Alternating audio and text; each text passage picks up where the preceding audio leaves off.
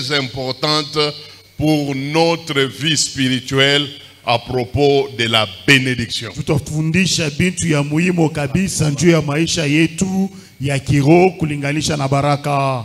Nous étions en train d'examiner avec vous Tulikuwa tunaona pamoja namwe quels sont les sens bibliques de la bénédiction. ni maana kani ya kibiblia ya baraka. Nous étions en train de faire voir à l'église Kwa tunaonesha kwa kanisa ce que Dieu appelle bénédiction réellement. kile Mungu anaita hakika baraka.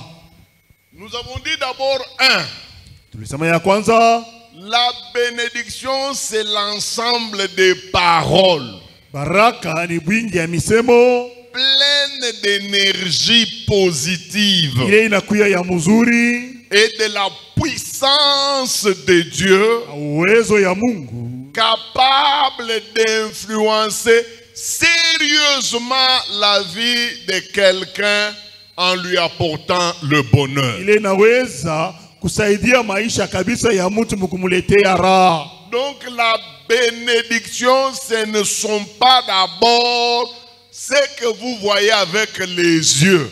Baraka haiko mbele kile munaona na macho. La bénédiction, c'est d'abord les paroles. Baraka ni mbele misemo. Et nous vous avons donné beaucoup de versets concernant cette affaire. Na tumekaburia kabisa mabisari mingi kulinganisha na hii mambo. Deuxièmement, Ya pili, nous avons dit encore que la bénédiction, c'est un être spirituel. tulisema tena ya kwamba baraka ni kiumbe cha kiroho. Dans le monde des esprits, Ulimwengu ya maroho, dans le monde spirituel, ulimwengu ya kiroho, dans le royaume de Dieu, ufalme ya Mungu, il existe un esprit kunakuya roho moja qu'on appelle bénédiction. ile banaita baraka. Un être comme toi et moi existons. Kiumbe kama weye na mie vile tunaishi, La bénédiction aussi, baraka nayo pia c'est un être, ni kiumbe, un ange. malaika. Et comme c'est un ange, Na vile ni malaika, on peut lui donner des ordres. naweza mkaburia maagizo. C'est pourquoi Dieu a dit, Kama na Mungu alisema, j'ordonnerai à la bénédiction de t'accompagner. taamuru baraka ikushindikize. Donc la bénédiction, ce n'est pas une force impersonnelle seulement. Baraka haiko tu kitu kisipokuwa na mfano, Aina nguvu inakosa bumuntu. haiko nguvu ile inakosa bumutu, Mais c'est une force, c'est un être spirituel. lakini inakuwa ni kiumbe ya kiroho.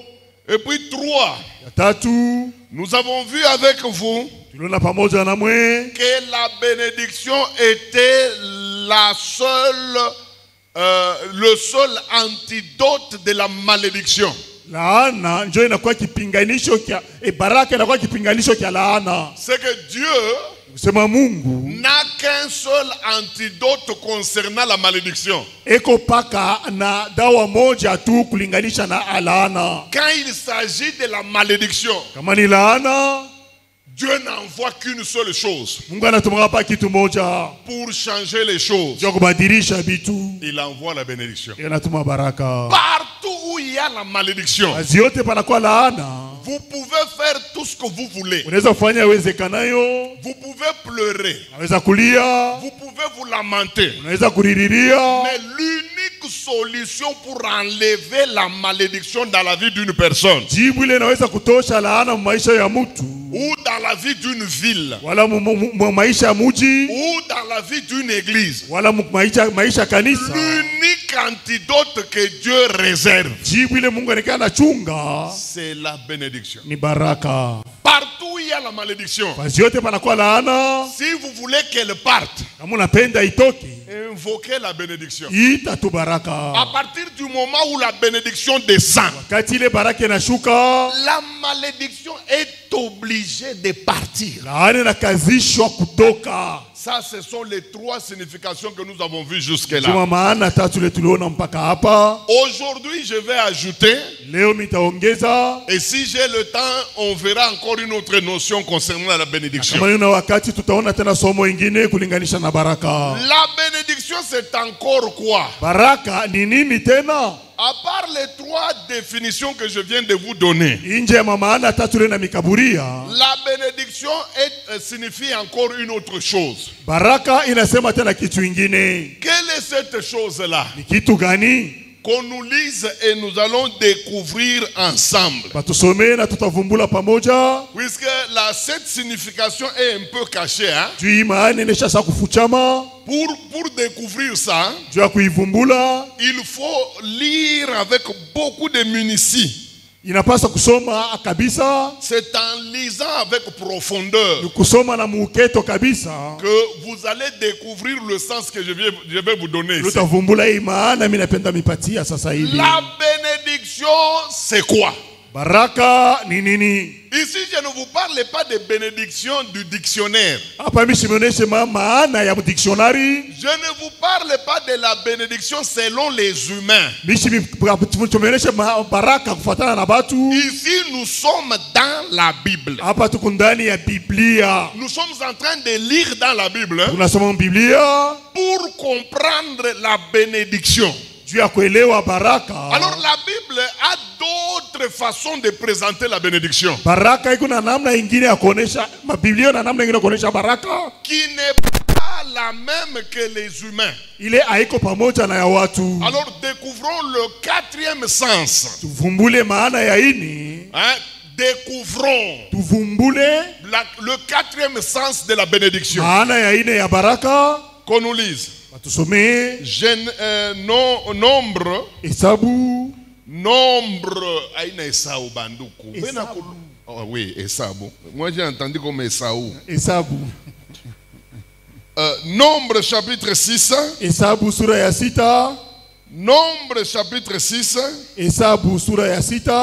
Verset 22 jusqu'à 27. Kisari ya 22 mpaka 27. Église, je vous en supplie, suivez bien la lecture. Kanisa mina ulomba mufuate mzuri kabisa usomi. Suivez la lecture de notre sœur. Mufuate usomi ya dada yetu.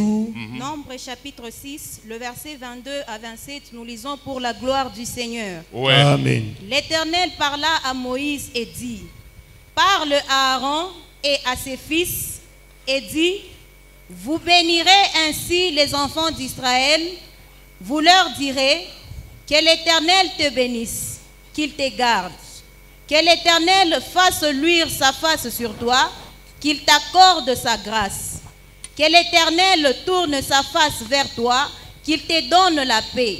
C'est ainsi qu'ils mettront mon nom sur les enfants d'Israël. Répétez cette dernière phrase-là. C'est ainsi qu'ils mettront mon nom sur les enfants d'Israël et je les bénirai. Alléluia. Amen. Veuillez vous asseoir. Mikale. Mes amis, Bapendwa. si vous êtes en train de lire la Bible, Kama unasoma Biblia, je ne veux pas que vous puissiez lire la Bible comme un journal. msipende usome Biblia kama journal. Gazeti. Mupande muima interpretation yenu ya mafrancais ya mui kanisa. Akuyakuwa tu interprete wa nguvu mukanisa yetu. Nisho pourquoi. Banapenda kuinterpréter mais abapendi kufunda mambo ya Swahili. Ils aiment bien interpréter mais ils ne viennent pas apprendre le Swahili. Faut monter mes amis. Amen.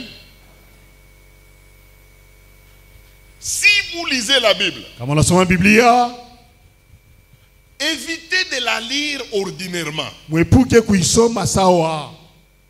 Ne la lisez pas comme vous lirez n'importe quel journal. Usisome vile unaweza kusoma gazeti yote yote. Puisque si vous le faites, Kama unafanya vile, vous ne retirerez rien de la Bible. hatatosha kitu mu Biblia. Dans le texte que la sœur vient de nous lire, Uyo somi mbadata anatoka mkutusomea, il est caché inaisha kufuchama un sens très élevé maana ya juu kabisa de ce qu'on appelle la bénédiction. ile banaita baraka. Peut-être pendant que je parle, Zingine hapa niko nasema 80% des gens sehemu 80 ya watu vont découvrir ce nouveau sens de la bénédiction. batavumbula maana ya hii baraka. Je suis convaincu Mina hakikisho que beaucoup de chrétiens kwamba Bakristu mingi ignorent abajue la signification, la quatrième signification de la bénédiction. maana ya ine ya baraka. Maintenant, je vais vous faire découvrir et nous allons découvrir ensemble avec vous. Na tutavumbula pamoja namwe. Écoutez bien ce que la Bible dit. Sikie vile Biblia inasema. J'essaie de répéter question de vous aider à me comprendre. Minapenda kusoma tena juu msaidie munyelewe. Nous sommes au verset 22 du chapitre 6. Tuko kukisari ya 22 ya sura ya 6. Écoutez ce que l'Éternel dit. Sikie vile Bwana anasema. L'Éternel parla à Moïse Bwana akamwambia Musa et il lui dit, akisema, parle à Aaron ambia Aruni et à ses fils na wanawake et dit, ukisema, voici comment vous allez bénir les enfants de Dieu. hivi ndivyo mutayo bariki wana wa Israeli. Suivez-moi. Munifuate. Le texte ici Usomi hii concerne inaelekewa comment on peut déposer la bénédiction sur quelqu'un. namna gani banaweza kuweka baraka yule ya mtu. Et Dieu montre comment on descend la bénédiction sur quelqu'un. Mungu anaonesha vile banashushaka baraka yule ya mtu. Il dit, Anasema il va leur donner 3 formules pour donner la bénédiction à quelqu'un. akabakabiria manamna tatu ya kuweza kukabariki mtu. Première formule, Maana ya kwanza il leur dit, akabonesha, vous direz utasema que l'Éternel te bénisse et qu'il te garde. Bwana akubariki na kukulinda. Deuxième formule, Namna ya pili, que l'Éternel fasse luire son visage sur toi Bwana akuangazie nuru ya uso wake et qu'il t'accorde la grâce. na kukuonyesha neema. Troisième formule, Namna ya tatu tu diras utasema que l'Éternel tourne sa face vers toi et qu'il te donne la paix. Bwana anyanyue uso wake juu yako na kukupa salama. Il dit ce sont les 3 formules Sema njona manamna tatu pour bénir les enfants. ya kubariki batoto. Maintenant vers la fin, Sasa mwisho Dieu va révéler. Mungu akafungunula Il va nous dire akatonesha ce que lui appelle la bénédiction. ile yeye anaita baraka. Mes amis, suivez bien la lecture. Penda mfuate mzuri usomi. La Bible dit ceci. Biblia inasema hivi. Nous sommes au chapitre 6 toujours, Tuko hapo sura ya 6 verset 27. kisari ya 27.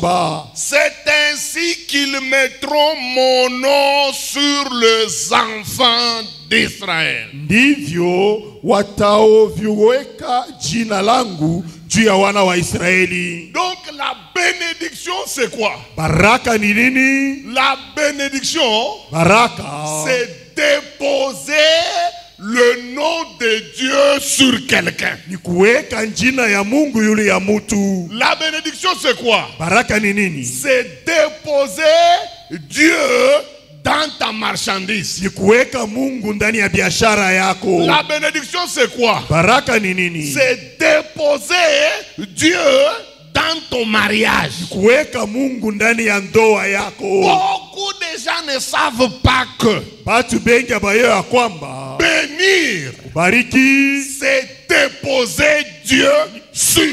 ni kuweka Mungu yulu ya. Ah, c'est ça bénir Jo quelqu'un. kubariki mutu Si ile. vous voulez bénir un commerçant, Kama unapenda kubariki mchuruzi, la Bible dit, Biblia inasema vous êtes en train de déposer Dieu sur son commerce. kunaweka Mungu ndani ya biashara yake. Si vous êtes en train de bénir un mariage, Kama unabariki ndoa, si vous le faites correctement, kama unaifanya mzuri, Dieu Mungu va descendre atashuka dans ce commerce-là. ndani ya ile uchuruzi. Donc, bénir, Kubariki c'est attirer Dieu pour qu'il descende sur quelque chose. ni kukokota Mungu njo ashuke pa kitu moja. Avant que Dieu ne descende, Mbele Mungu ashuke, rien ne marchait. hakuna kitu kilianza kuendeka. Avant que Dieu ne vienne, Mbele Mungu akuje, rien ne tournait. hakuna kitu ilianza Mais kuendelea. quand on bénit, Kama unabariki, eh bien Dieu descend. Mungu anashuka. Il descend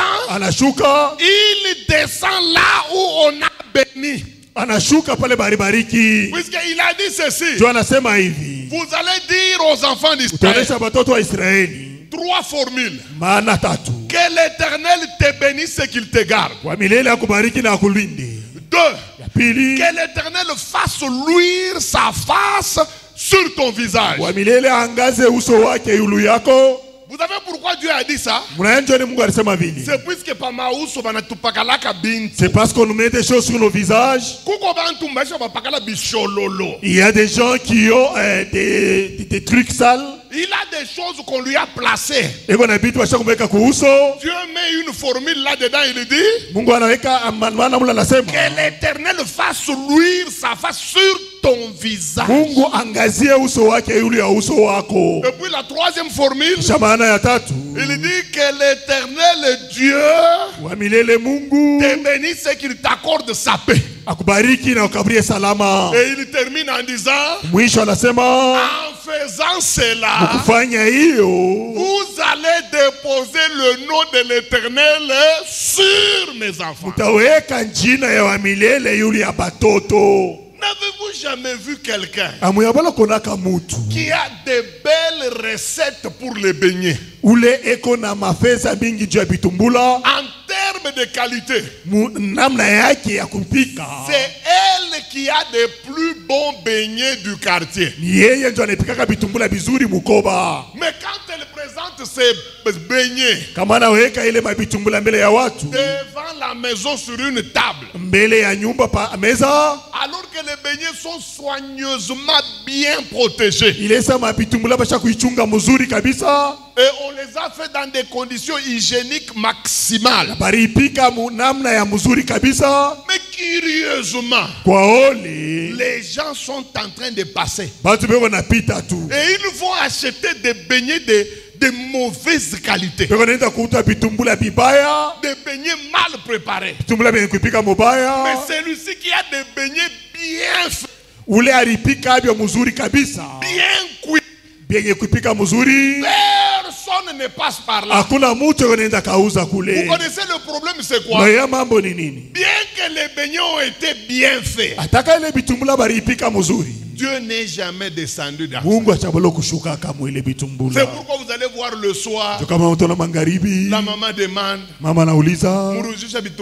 vous avez vendu combien de beignets? on répond que mbiri boule. On a vendu seulement 2 beignets. Ça a donné maintenant les autres qu'on va manger. Et ils mangent tous les autres beignets. Mais pas mais les mêmes beignets là, si vous bénissez ça, comme on a ibariki, et Dieu descend dans cette assiette. Les beignets là ne vont pas faire 1 heure. Parce que c'est Dieu lui-même qui est descendu. Il va commencer à appeler des clients de partout. Vous allez voir quelqu'un qui quitte Oya pour venir acheter les beignets en ville. Alors que tout au long du chemin, il y a plusieurs kiosques de beignets. Pourquoi? Dans les beignets de la ville, Dieu lui-même est descendu dans la bassine. Dans la bassine des beignets, Dieu lui-même est assis là-dedans. N'avez-vous jamais vu quelqu'un avec un seul cantique? Moi j'ai vu un chanteur qui a fait fureur, qui est connu dans le monde entier. On parle de cette personne partout. Mais quand vous essayez de voir les œuvres qu'il a fait, il n'avait pas 2 albums, il n'avait pas 4 albums, il a composé une seule chanson avec une phrase. Mwimbo iko na phrase moya. Un cantique qui n'a qu'une seule phrase. Mwimbo iko na phrase moya. Mais inakanyanga mimbo yote ya l'époque. Mais en tout cas ça a écrasé. Suivez la chanson de Kaïba. C'est une seule phrase. Nazo bondela yo Yahweh mokokisi pakakale. C'est ça. Il y a ma couplet. Ça n'a pas de couplet. Mais Mais comme Dieu est assis dans le cantique, c'est là que vous voyez les mamans pleurer. Même les hommes ou les femmes. Il y a des gens qui ont fait un album avec 12 cantiques. Mais comme Dieu n'est pas, les gens sentent comme si ce sont des chansons de lui faire, comme si c'est pour le péché. Mais c'est un cantique de Dieu. Mais il n'y a pas Dieu dedans. C'est ainsi que vous déposerez mon nom. Bénir, c'est déposer le nom de Dieu dans le cœur.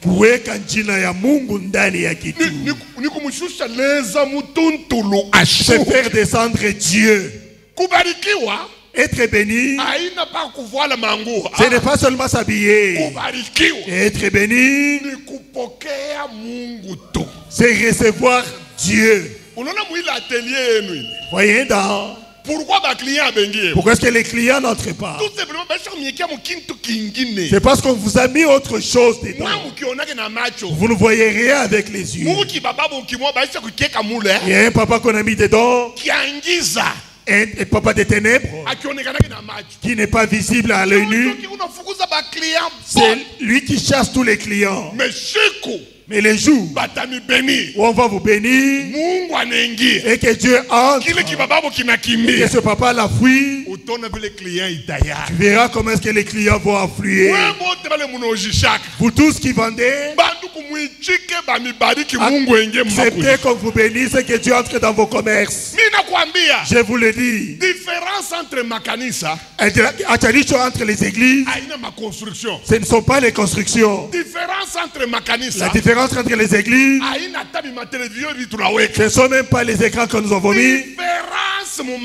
La différence dans les églises, il y a des églises où il n'y a pas Dieu, et il y a des églises où il y a Dieu. Si tu veux que votre église soit remplie, Paris qui cette église, que Dieu entre. Si tu veux que ta boutique, que les gens viennent acheter nombreux, bénis la boutique, que Dieu fasse son entrée. On va te traiter de féticheur. Vous déposerez mon nom sur les enfants de Dieu. Comment vous allez déposer mon nom? En les bénissant. Donc, bénir, c'est descendre Dieu sur quelque chose. C'est ça, bénir. Non, ouais, tu as fait ces 3 ans en premier en G1. C'est une chose qui te manque. La présence de Dieu. S'il descend, l'année prochaine tu vas réussir. Je te dis, c'est ça le grand problème. C'est pourquoi cherchez à être béni. Cherchez de tout votre cœur à ce que la bénédiction descende. Car la bénédiction, c'est descendre Dieu. Que Dieu descende sur vos activités. Que Dieu descende sur vos entreprises. Que Dieu descende dans ce que vous êtes en train de faire.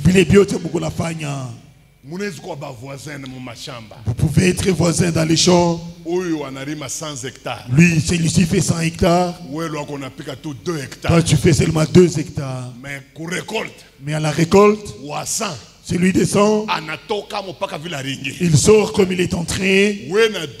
Toi, avec tes 2 hectares seulement. Les gens voient comment est-ce que les camions des maïs sont en train d'entrer. Tout simplement puisque dans ton champ, Dieu était descendu. Bien aimé, la différence dans la vie ne vient que d'une seule chose. Il y a des gens sur qui Dieu n'est pas encore descendu. Il y a des gens où Jésus est déjà descendu. Il l'avait dit. Maintenant écoutez. Sasa mushiki. 5e signification. Maana ya tano. La bénédiction c'est quoi? Baraka ni nini? Alléluia. Ah là là. Ma soeur, lis-nous. Dada tusomee Deutéronome 30 verset 1 d'abord. Kumbukumbu la Torati makumi tatu kisari ya kwanza mbele. Tu sautes Unaluka et tu vas dans verset 19. kisha unaenda kwa kisari ya 19.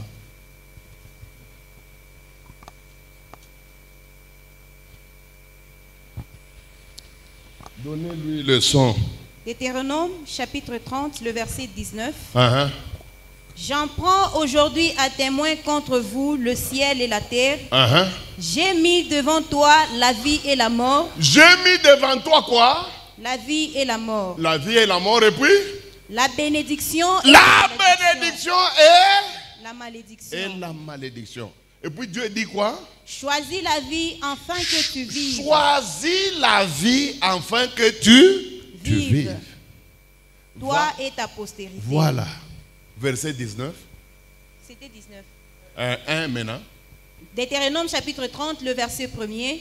Lorsque toutes ces choses t'arriveront, la bénédiction et la malédiction, bénédiction et la malédiction que je mets devant toi, si tu les prends à cœur, si vraiment tu le prends à cœur, au milieu de toutes au les milieu nations, de tous les problèmes, tout ce que tu peux avoir sur la terre, chez lesquels l'Éternel, ton Dieu t'aura chassé, si tu reviens à l'Éternel, oui, ton Dieu, et si tu obéis à sa voix, si tu obéis à sa voix, de tout ton cœur, de tout ton cœur, de toute ton âme, de ton âme, toi et tes enfants, selon tout ce que je t'ai prescrit aujourd'hui, alors l'Éternel ton Dieu ramènera ses captifs. Voilà.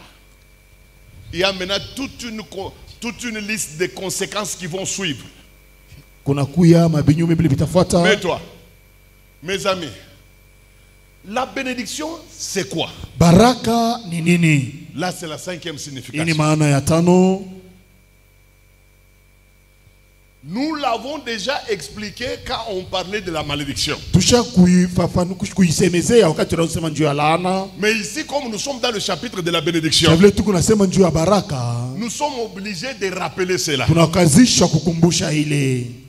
La bénédiction, c'est quoi? Baraka ni nini? Pour que nous découvrions ce qu'elle est réellement, suivons d'abord la lecture telle que la sœur vient de le faire. C'est Dieu qui parle. Il dit, mes amis, écoutez-moi. Dans la vie sur cette terre, c'est moi qui ai créé le monde. Et puis, je vais vous dire la vérité. Dans la vie, il y a deux réalités qui gouvernent le monde entier. Il dit, il y a le bien et il y a le mal.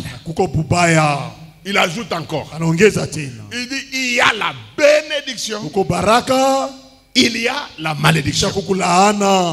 Ce sont les deux forces. Ce sont les deux principes qui tiennent la vie de ce monde.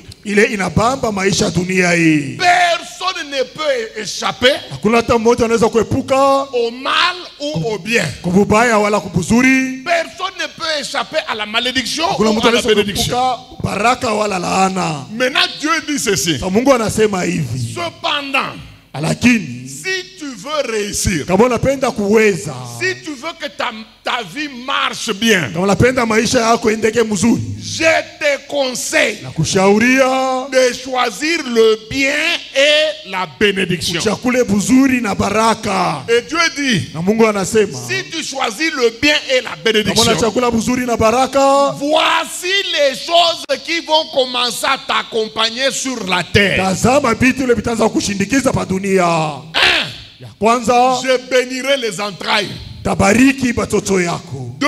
Ya pili, je bénirai ta corbeille et ta huche. tabariki ikiungu yako na vyote vyako. 3. Ya tatu, je vais multiplier les bénédictions dans tes entreprises. tazidisha mabaraka mu makazi yako. Ici la bénédiction c'est quoi? Hapa baraka ni nini? C'est l'une des forces principales Ni nguvu ya muhimu qui préside à une heureuse destinée. ile ikunaongoza maisha ya kesho ya mzuri. Selon Dieu, Kulingana na Mungu, il n'y a que 2 forces principales sur la terre. kuna nguvu mbili ya muhimu pa dunia. Le bien et la bénédiction, Mzuri na baraka, le mal et la malédiction. baya na laana. Il n'y a pas d'intermédiaire. Hakuna ya mukachi. Alors Dieu dit, Sa Mungu anasema, soit wala une vie sera dominée par le mal et la malédiction, maisha inaweza kutawaliwa na bubaya na laana, soit Voilà. elle sera dominée par le bien et la bénédiction. inatawaliwa na buzuri na baraka. Mais lui, Lakini yeye il nous veut anapenda le bien et la bénédiction. buzuri na baraka. Lui, Yeye il nous conseille anatushauriya de choisir ya kuchakula le bien et la bénédiction. buzuri na baraka. Pourquoi? Juu ya nini? Puisqu'il dit, si vous n'êtes pas de ce côté-là, Kama una ile ngambo, vous allez tomber du côté du mal utanguka ngambo ya bubaya et de la malédiction. na ya laana, Et là-bas, na kule votre vie ne tiendra pas. maisha yako haitawezekana. Alors la bénédiction, Sa baraka c'est une grande force inakuwa ni nguvu kubwa sur la terre dunia, qui préside, ile kunaongoza, qui gouverne ile kunaongoza des destinées meilleures. maisha ya mzuri ya kesho. Vous voulez avoir une destinée meilleure? Unapenda kuwa na ujio ya mzuri, Choisissez le bien chakula mzuri et la bénédiction. na baraka. Vous voulez que votre vie conjugale Unapenda maisha kwa ndoa soit exceptionnelle, ikuwe ya pekee, que vous ayez un mariage heureux. ukuwe na ndoa ya heri. Dieu dit, Mungu anasema choisissez muchakule le bien mzuri et la bénédiction. na baraka. Car il n'y a que la bénédiction Juu ni paka baraka qui est capable de propulser ile kuna uwezaji ya kunyanyua la vie maisha vers de meilleurs lendemains. mbele ya makesho ya Il n'y mzuri. a que la Ni bénédiction paka baraka qui est capable ile una uwezaji d'amener quelqu'un ya kupeleka mtu, du bas kutosha mtu chini vers le haut. kumpeleka juu. Il n'y a que la Ni bénédiction paka baraka qui peut changer ile inaweza badilisha la manière de s'habiller de quelqu'un. namna ya kuvala ya mtu. Quand tu étais encore sans bénédiction, Wakati ulikuwa unapenda kubarikiwa, il t'arrivait même de mettre des blouses de femmes. ilianza kuvala hata mabluzi ya mwanamke. Moi, j'ai déjà reçu un monsieur dans mon bureau. Nisha kupokea kama mtu mwa ofisi yangu, Quand nous étions sur Mobutu, wakati tulikuwa kule Mobutu, il était malabar, gaillard comme alikuwa moi. mtu munene kama mie, Un homme très développé physiquement. mtu moyo wa munene. Il est venu avec sa modeste femme. Alikuwa na bibi yake, Ils sont entrés dans mon bureau. wanaingia ofisi yangu, Il m'a dit ceci. ananionyesha hivi, Pasteur, nous souffrons comme vous n'avez pas idée. pastori, tuko nateswa bila hawezi Il kuwazia, dit, nous souffrons comme vous n'avez pas idée. tuko nateswa bila hawezi kuwazia. D'ailleurs, pour venir ici à Kipushi, Juu yako kukipushi, nous avons emprunté de l'argent. tulikongola fedha. Et lui, il avait un pantalon Yeye alikuwa na ashati pantalon moja, qui n'était pas de sa taille. ye haikumwene. Il m'a pantalon tunaanza kuitaka kubutoto. Le pantalon qu'on appelait quand on était encore enfant, Aseme katamai. katamai. Pantalon inaisha kuishia huku mrefu sana, me pantalon inakuishia hapa. Tu es très élancé, mais le pantalon dépasse un peu les genoux. Kisha anaisha kufunga ceinture Et puis il a une ceinture, ku pantalon, mais ceinture ya masakoshi. mais la ceinture des sacs. Muntu géant Un géant, bina nyuma. ça m'a fait très mal. Anaanza kuria. Il a commencé à pleurer. Sikia hivi ananiambia. Écoutez ce qu'il m'a dit. Ase pasteur, Pasteur, huku mwenzangu mwanaume. vous êtes mon ami garçon. Mimi siwezi kushikia haya. Je ne peux pas avoir honte. Unajua sasa hapa mimi naisha kushimama. Savez-vous que là que je me tiens? Sous-vêtement hii inavala Le ni ya sous-vêtement bibi que yangu. je porte, c'est pour mon épouse. Mimi naangalia burefu wa muntu. J'ai regardé la taille de la personne. Fyondo wa muntu. J'ai regardé sa masse. Kabibi kaloko hapa. Et une petite femme. Asema nisha kuvala slip yake mimi Dit que non, il a porté son sous-vêtement. Ile ni kazi ya laana. Ça, c'est l'œuvre de la malédiction. C'est vrai biko naleta ncheko. C'est vrai, ça fait rire. Juu biko nachekesha. Parce que c'est... Mais kama ni wewe, Mais si c'était toi, Et comme tu es habillé maintenant, c'est lui qui connaît ce que tu as porté. Il n'y a que toi-même. Les autres, c'est seulement l'épouse. Les autres vont le même, l'épouse ne connaît pas. S'il a porté ces choses, et quand tu veux aller ailleurs, c'est là qu'il porte ça. C'est là que vous allez le voir dans la louange. Il est en train de faire seulement ça. Vous pensez que c'est la danse alors qu'il est en train de combattre avec les choses. La malédiction que vous voyez, elle est forte. Elle a ridiculisé les gens. Ça a laissé les gens dans des problèmes. Moi j'ai trouvé un pasteur Sa question m'a déjà révélé qu'il avait un problème. Quelqu'un qui entre pour venir me voir. Moi je pensais qu'il vient me dire des problèmes graves. Il dit papa, est-ce que manger une souris c'est un problème? J'ai dit la question ici. Donc il mange des souris. Mais pour les réussir, j'ai dit, moi je ne vois aucun problème. Donc, ils ont fini les souris de la maison en les mangeant. Un pasteur. On ne te demande pas que c'est un pasteur pécheur. Un bon pasteur. Pasteur sérieux. Engagé. Tellement que la souffrance est forte. Le pasteur a commencé à pourchasser les rats de la maison. Le pasteur a commencé à courir bampanya ba munyumba. Comme ça sent là. Non mais simplement l'ail et puis on casse l'odeur. Une souris. Une souris. C'est ce qu'on appelle souris. Para souris. Jusqu'à ce que je vais aller en terre et la souris n'entrera pas dans ma bouche. Mais la souffrance l'a obligé à cette vie. Je lui ai dit, pasteur, tu es un enfant de Dieu. Ce que tu vis n'est pas normal. Mais comme c'est un ancien du Katanga, c'est un refoulé, il me répond en Swahili. Pasteur, j'ai jeûné, j'ai prié. Les chrétiens ne font rien pour moi, il ne faut que m'insulter. Tu as besoin. Je lui ai dit que de la bénédiction. On me bénit tous les jours. Tout dépend de la main qui te bénit. Je dis mets-toi à genoux. La femme aussi mets-toi à genoux. Je commence à les bénir. Le Dieu de la Bible a quitté le ciel pour descendre. Alléluia. Amen. Aujourd'hui, Léo, le même pasteur, malheureux qu'il était, il mangeait les souris de la maison. Aujourd'hui, je vous parle, il ne mange que dans les grands hôtels de Kinshasa,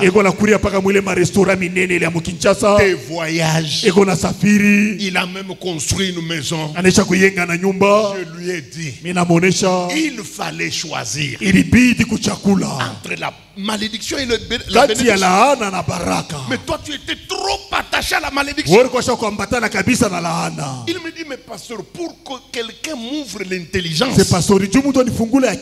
tel que tu l'as fait, ça a pris beaucoup d'années. Mes amis, la bénédiction, elle est capable de changer votre vie.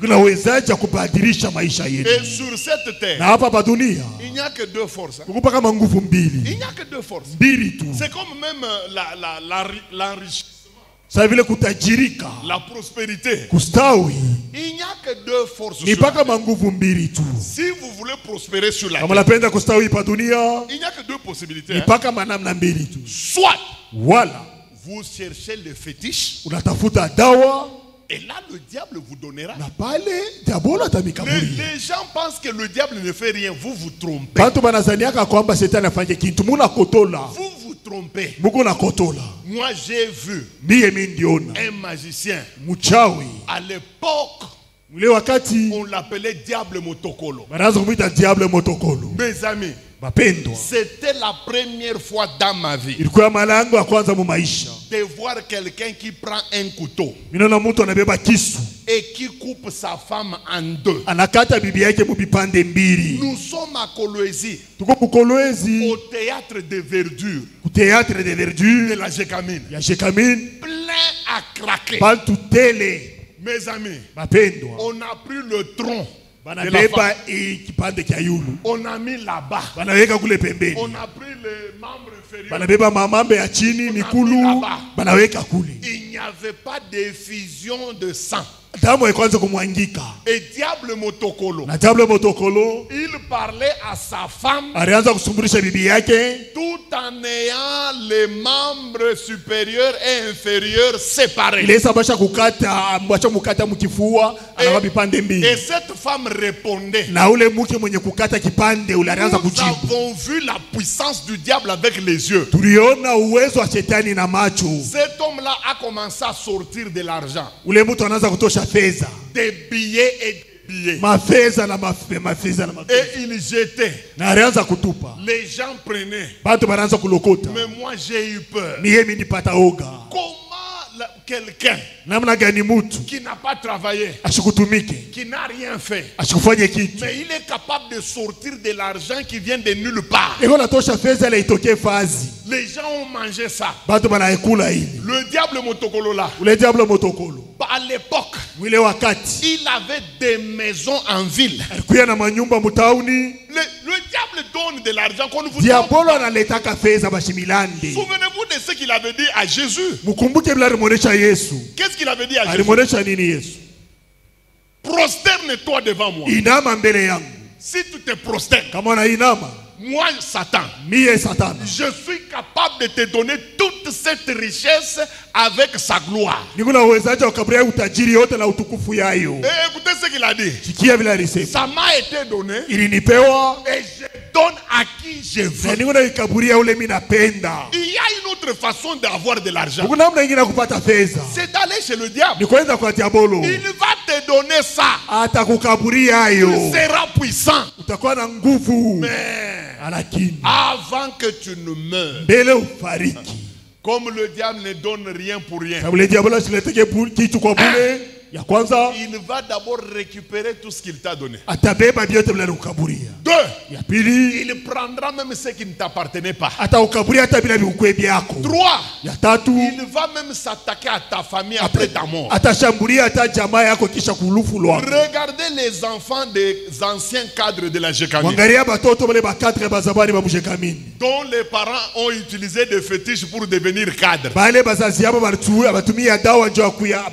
Ils ont sacrifié pour devenir cadre. Ils ont quitté fonction. Ils ont quitté indépendance. Maintenant ils sont en ville. Regardez maintenant la vie de leurs enfants après la disparition de leurs parents. Avez-vous déjà fait un tour ici en ville? En ville, c'est qu'on appelle quartier résidentiel ici. Vous savez cette partie de la ville ici, en 1970, si vous entrez en ville, la première chose que vous allez sentir, dès que vous quittez la Gécamine et que vous entrez ici, dans les années 70, première chose c'est l'odeur. Vous allez sentir l'odeur des pommes, l'odeur des spaghettis. C'est pourquoi nous les enfants de la Gécamine, on avait même peur d'aller en ville. Tellement qu'il y avait de belles odeurs. Toutes les parcelles étaient bien fermées. Et sur chaque barrière, il y avait le dessin d'un chien. On écrivait là-bas toujours attention chien méchant. Nous les enfants de la Gécamine là de Componi, on avait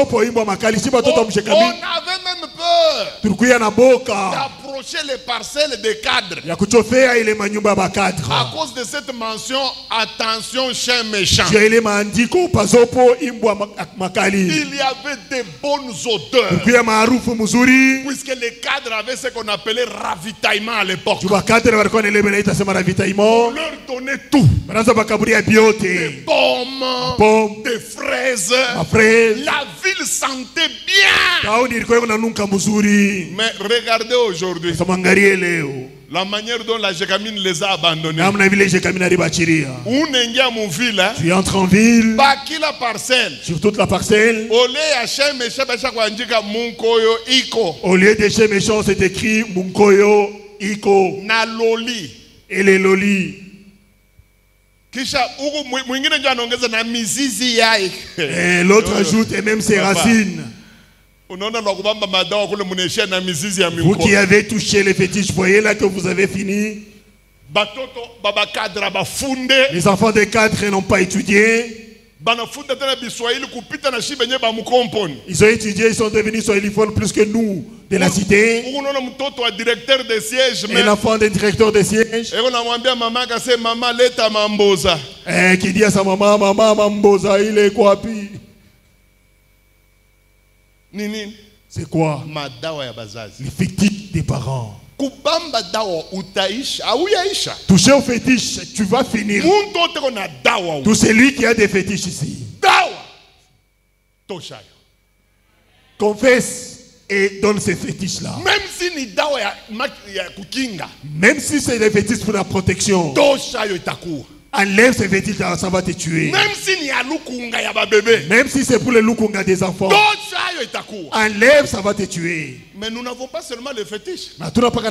Si nous voulons gagner la vie, Dieu nous propose une autre alternative. Il dit, j'ai mis devant toi le mal et la malédiction. J'ai mis aussi le bien et la bénédiction.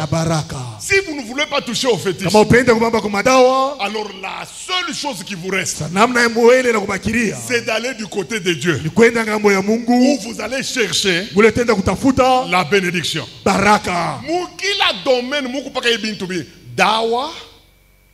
Dans tous les domaines, il y a quelque chose. Dans tous les domaines, il y a soit les fétiches et la malédiction, soit le Saint-Esprit et la bénédiction. Tu entres dans le sport, tu vas trouver les gens qui jouent avec les fétiches. Tu auras du succès. Mais tu vas voir comment est-ce que tu vas finir ta carrière. C'est là les gens qui terminent la carrière. 36 ans. À 36 ans. Il a un rhumatisme des gens de 120 ans. Pourquoi? Quand il jouait au foot, on avait enterré ses jambes. C'est là qu'il criblait les gens. C'est un basketteur qui marque même avec le dos. Mais pas le touch à basket. Quand tu vas cesser le basket, tu vas payer tous les fétiches que tu avais utilisés. C'est pourquoi si tu es chrétien, nous les chrétiens, nous ne pouvons pas aller du côté des fétiches. Nous, c'est du côté de Jésus. Et Jésus est allé chercher quoi? La bénédiction. C'est la seule force qui peut changer la vie des chrétiens. Je vous demande de la chercher. Je vous demande de courir après elle. Je vous demande de vous engager pour que la bénédiction descende. Et elle descendra. Amen. Vous savez, sur cette terre, nous avons 3 types de personnes sur la terre ici. À cause de ces 2 forces-là, malédiction et bénédiction, les 2 choses-là, ça a engendré sur la terre 3 catégories de personnes. Voyons la première catégorie.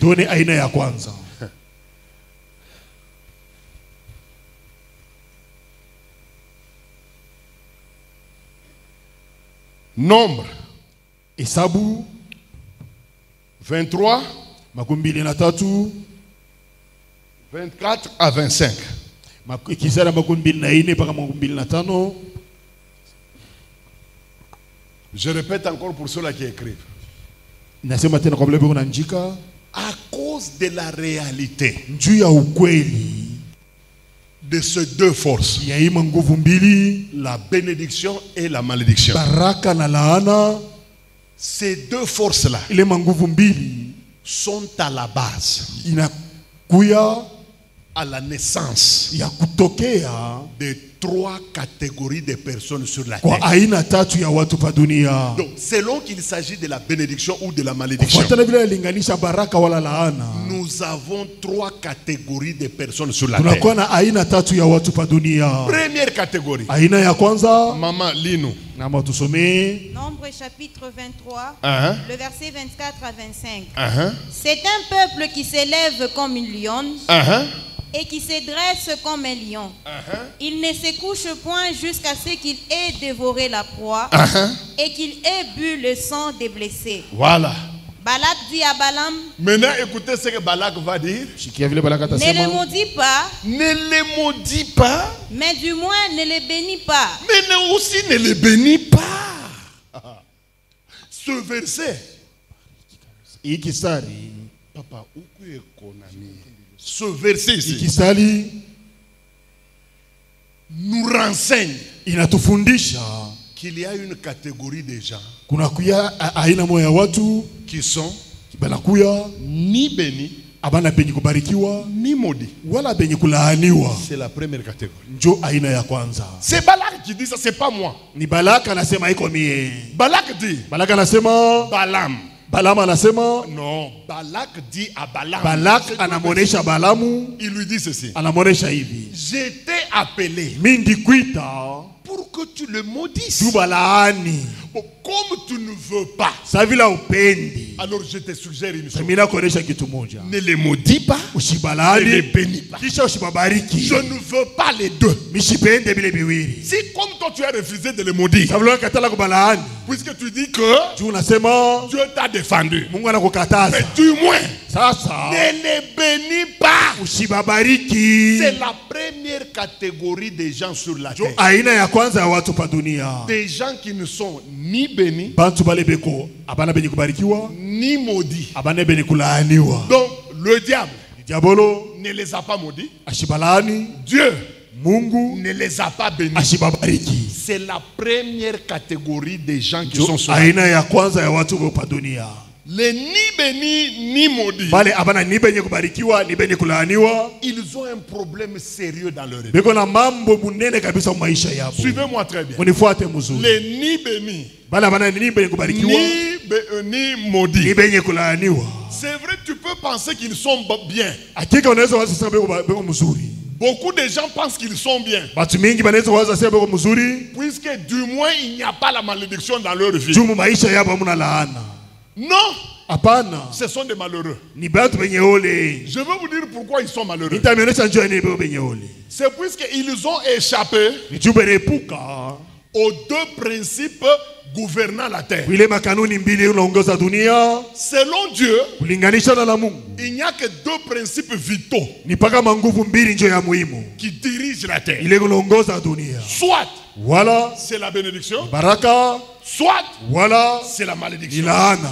Or, ces deux personnes, Abale batu ils n'ont ni la bénédiction, abana ni baraka, ils n'ont ni la malédiction. abana ni laana. Alors, ils sont très malheureux plus que les deux catégories qu'on va voir après. Sabeko benye ole kabisa kulinga pita ile aina mbili tutaona. Pourquoi? Juu ya ni Puisque sur la terre, tupa dunia il faut au moins avoir l'une des forces. inabidi kuwe na nguvu mmoja ya ile manguvu mbili. Puisque même si tu touches au fétiche, Ataka na bamba dawa c'est mauvais devant Dieu. ni mubaya mbele ya Mungu, C'est mauvais. ni mubaya, Mais lakini comme ça t'apportera quelque chose, sa vile atakupatia kitu, comme ça va t'apporter, par exemple, si ce sont des fétiches de l'argent, kama ni dawa ya fedha, tu auras beaucoup d'argent, utapata fedha mingi, tu vas voyager, tu utasafiri, vas manger, utakula, même si on va te brûler plus tard,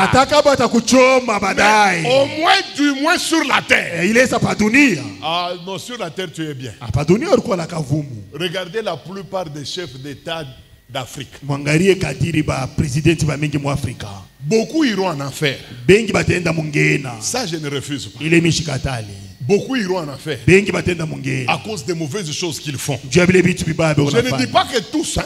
Il y a des chefs d'État qui iront au ciel. Mais la majorité, compte tenu de leur pouvoir et de ce qu'ils font pour maintenir leur pouvoir, beaucoup iront en enfer. Mais l'avantage qu'ils ont sur la terre, ah frère, essayez d'imaginer tu es chef de l'État. Tu commandes les choses à la lettre. Si tu dis, allez, banque, 20 millions. 20 millions. Qui va refuser? L'envoi.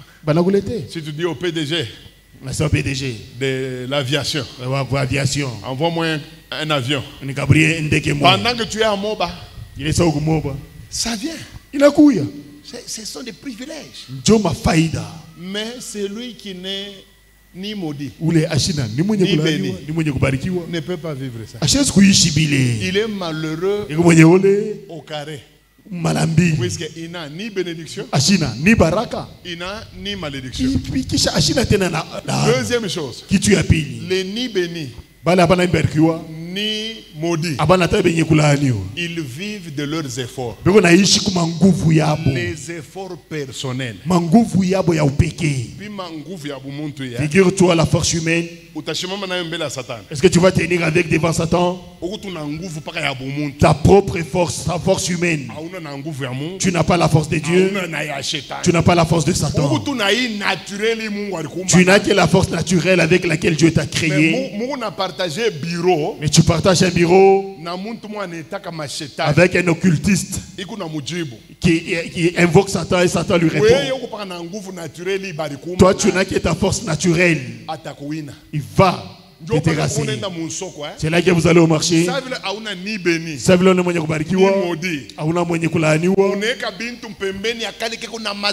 Tu mets des choses à côté de celui qui a des fétiches.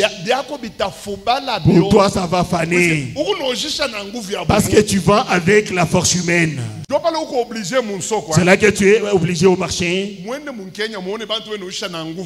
Allez au marché, voyez les gens qui vendent avec leur force. Si tu n'écris pas, personne ne viendra. L'une des choses si je n'aime pas que ma femme aille vendre au marché, qu'elle apprenne à parler sans problème. Qui peut vendre à la Kenya sans parler? Allez à la Kenya, voyez comment est-ce que la force humaine travaille.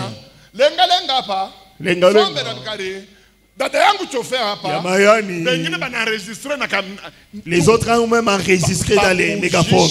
Pour vendre avec la force humaine, c'est pas facile. Qu'est-ce qui te pousse à t'absenter les dimanches pour aller vendre? Parce qu'en semaine, on n'a rien acheté. Alors tu ajoutes même les dimanches.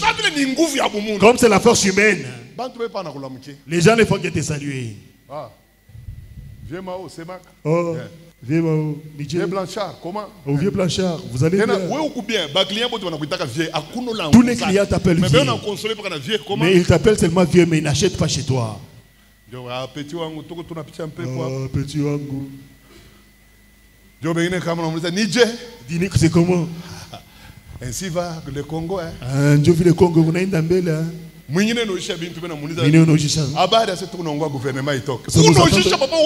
tu attends le gouvernement alors que tu es en train de vendre.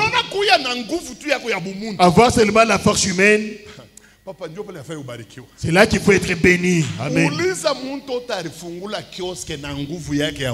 Pose la question à tout celui qui a ouvert un kiosque avec sa force humaine. Il va te dire comment est-ce que c'est difficile. Tu ne vas pas vivre la malédiction. Tu ne seras pas trop en bas. Et tu ne monteras jamais. Puisque tu n'as que la force humaine. Parce que vous parlez d'un gouvernement. C'est ça le mauvais côté de quelqu'un qui n'est ni béni ni maudit. Et puis, deuxièmement, même si les efforts personnels ont payé, puisqu'il y a des travailleurs, il y a des travailleurs. Ce n'est pas Dieu, ce n'est pas Satan. Il est tellement fort dans le travail. Vous allez voir les choses se multiplier. Parce que c'est quelqu'un qui travaille dur. Comme ça ne vient pas de la bénédiction, ça vient du travail. Ça vient des efforts. Il va se tromper, appeler un de ses frères en vacances. Son frère du Kassai. Alors qu'il est sorcier. Quand il entre, il a commencé à envoûter. Tu vas voir le kiosque. Comment est-ce que le kiosque entre? Parce qu'il n'y a pas la puissance de Dieu. Ce sont des choses qui... Ce sont des choses qui proviennent de la force. Mais c'est lui qui le combat à la force satanique.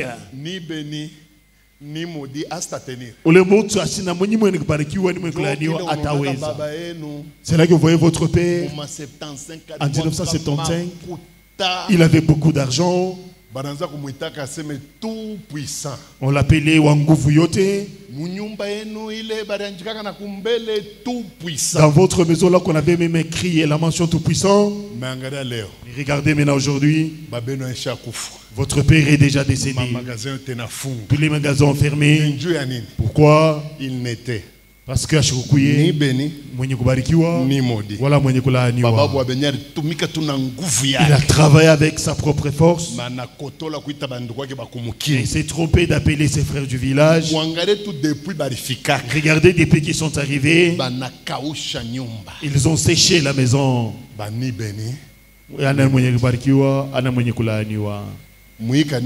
Dans cette église, es-tu béni? Es-tu maudit? Ou tu es entre les deux? Ni maudit ni béni. Ils vivent des bénédictions spontanées. À un moment donné, la vie s'ouvre. Non, mais là, ça va aller. Et puis à un moment donné, ni béni ni maudit. À un moment donné, tu vas commencer à bien t'habiller. Et ça ne va pas aller de l'avant. Vous allez voir tous les vêtements. Tu retournes dans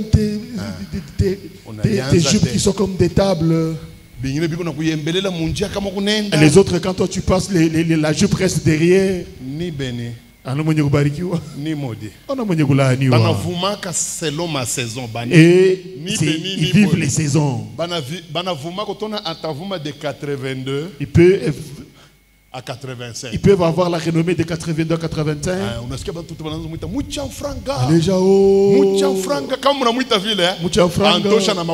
Il prend l'argent et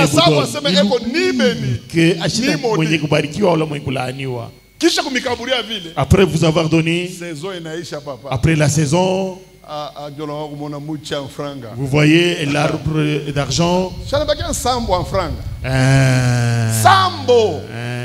Fil de fer. Un fil d'argent. Quand il passe, les gens commencent à parler après lui. Si tu connais ces vieux ici, il a eu l'argent. Il a joué seulement avec les petits régales comme quand tu te retournes comme ça, oh, bonjour vieux. Tu dis comment vous allez? Ni béni. Ils ont une souffrance que ce qui le trompe, c'est quoi? Comme il travaille avec ses efforts, il peut arriver que les efforts produisent. Mais ce n'est pas la bénédiction. Deuxième catégorie, les maudits. Et ils sont à l'université de la souffrance. Les maudits.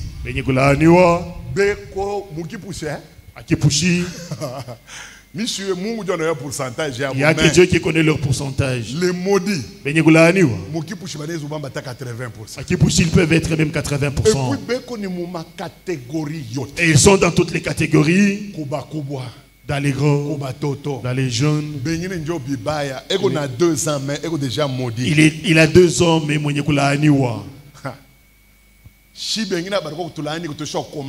nous autres, on nous a maudit à l'âge adulte. Mais toi, tu commences à la naissance. Tu es né. C'est ta tante qui vient te prendre. Qui te donne des coups de tête. Tu vas me ressembler. Et puis il te fait ça. Pour tous les garçons, pour toutes les filles. Regarde maintenant aujourd'hui. Tu as grandi, tu appartiens à tout le monde. Les Kadhafi se servent. Les Tchadiens n'en parlont même pas. Tous les autres vendent. Mais quand il va dire, Dieu dit, il dit, enlève d'abord ta blouse. Parce que les faux prophètes, ils commencent toujours avec la blouse. Leur Dieu aime la nudité. C'est un Dieu qui aime beaucoup la nudité. Tu ne verras jamais un faux prophète demander à un garçon de se déshabiller. Mais quand toi une femme, tu entres, tu fais brrr. Dieu a dit, tu vas finir par te déshabiller. C'est lui qui t'a fait ça.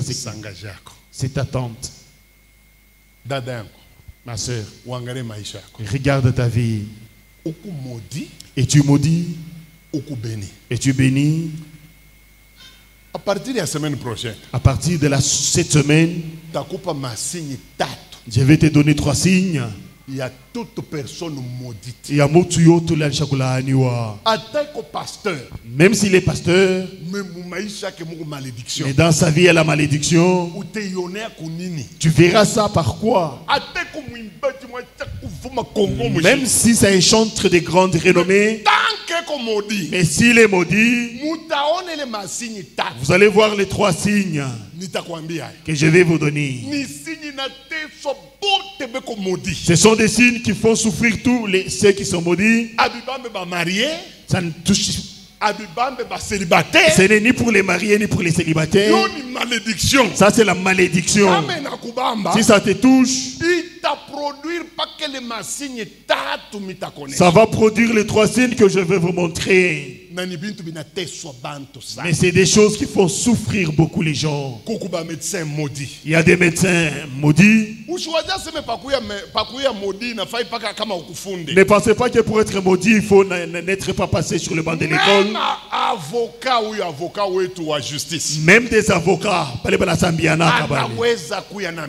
il peut être maudit. Ce sont les avocats que vous voyez. Là, au début, c'était une toge noire. Un bon français. S'il commence à parler, à plaider, les clients ne le payent pas. Et s'il veut réclamer, on les gifle. La toge était noire. À un moment donné, la toge commence à devenir grise. Jouer avec la malédiction. La malédiction change même la couleur des vêtements. Tu achètes un vêtement blanc qui devient jaune après. Toi tu portes un vêtement blanc. Mais le protocole dit c'est le frère là de la chemise jaune. La malédiction a fait même changer le vocabulaire aux gens. Et le blanc qui devient noir. Et puis 3e catégorie, les bénis. C'est là que je veux que nous allons avec. Le but de cet enseignement, c'est pour que la bénédiction te saisisse. C'est pour que la bénédiction entre dans ta vie. C'est pour que la bénédiction change ta manière de t'habiller.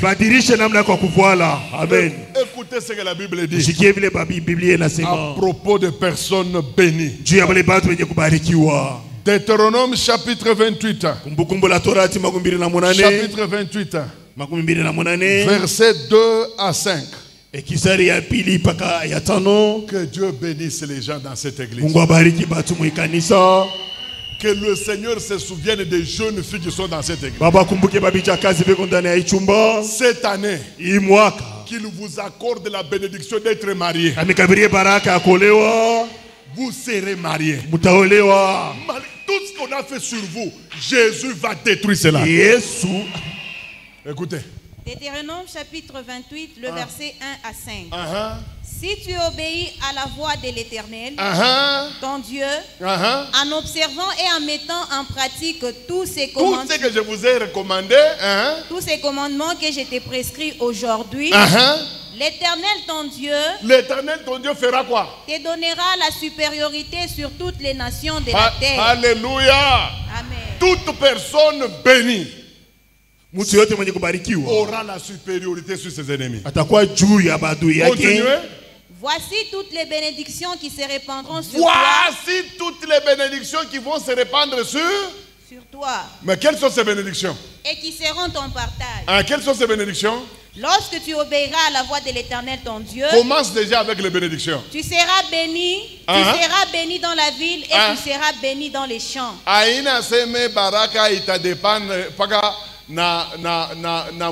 Ce n'est pas que la bénédiction dépendra du pays. Oh non, je ne réussirai pas à Lubumbashi, je vais à Likasi. Il y a des gens qui étaient même bien au Kasaï.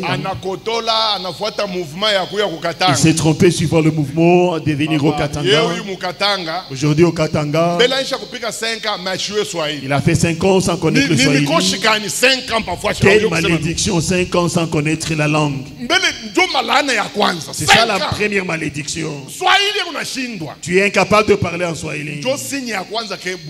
C'est ça le premier signe que la terre ne t'accepte pas. En parlant de voler de parler Swahili, tu as un problème. Verset 4. Le fruit de tes entrailles. Le fruit de tes entrailles. Le fruit de ton sol. Le fruit de ton sol. Vous qui avez des champs. Le fruit de tes troupeaux. Le fruit de ton troupeau. Les portées de ton gros et de ton menu bétail. Toutes ces choses-là seront. Toutes ces choses seront bénies. Le Seigneur va bénir. Mungu atabariki. Il va bénir tes activités. Atabariki makazi yako. Amen. Il va bénir ton champ. Atabariki mashamba yako. Amen. Il va bénir ton kiosque. Atabariki uchuruzi wako. Il va bénir ton alimentation. Atabariki l'alimentation yako. Amen. Il va bénir ta boutique. Atabariki boutique yako. Amen. Ceux-là qui font la moto. Bale bote bela tembesha ma moto. Vous aurez la deuxième moto. Utapata moto ya pili. La troisième moto. Ya tatu. Et vous aurez même des petites. Na mutapata la mapetita. Celui qui est béni, la grâce de Dieu le poursuit dans tout ce qu'il fait. Dans tout ce qu'il fait, la puissance s'attaque. La puissance va attaquer tout ce qui te concerne. Tes enfants, la bénédiction va s'occuper d'eux. Tes maisons, la bénédiction va s'occuper de tes maisons. Ta santé, la bénédiction va s'occuper de ta santé. Bien-aimé, la grande bénédiction, c'est être en bonne santé. Ce n'est pas l'homme qui donne ça, c'est Dieu. Regardez les jours passés, quand il y avait une certaine puissance qui jouait dans cette église. Je peux commencer un séminaire le dimanche, lundi, mardi, je tombe malade. Vous avez des nerfs. J'arrête les séminaires. Je pensais que c'est une fois seulement. Et si on m'appelle dehors, une force